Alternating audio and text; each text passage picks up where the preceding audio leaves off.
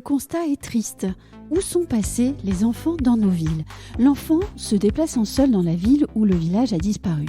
Le philosophe Thierry Pacaud, auteur de Pays de l'enfance, note qu'aujourd'hui, les enfants passent environ 3 minutes par jour sans adultes. C'est très peu et c'est un temps réduit à l'extrême quand on sait qu'il y a 40 ans, toujours selon lui, c'était 5 à 6 heures.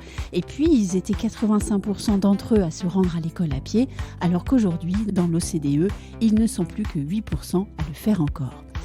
Un constat triste que tous peuvent partager, l'enfant semble ne plus avoir sa place dans l'espace urbain avec toutes les incidences négatives du phénomène, bien entendu. Alors, partant de ce triste constat, Link City et la ville de Marseille, entourés d'experts, ont interrogé la place de l'enfant dans la ville et ils conduisent une réflexion visant à améliorer l'expérience des enfants dans l'espace urbain.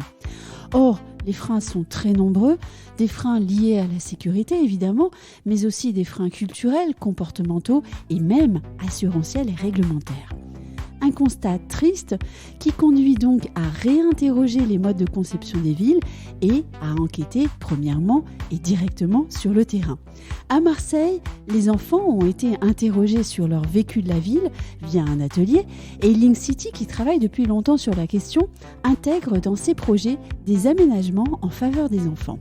C'est le cas du projet Les Fabriques à Marseille, dans lequel Link City souhaite implanter le premier accrobranche urbain de la région et espère même aller plus loin en introduisant, par exemple, auprès des architectes et des opérateurs, l'impératif d'avoir une place consacrée aux enfants dans les projets neufs.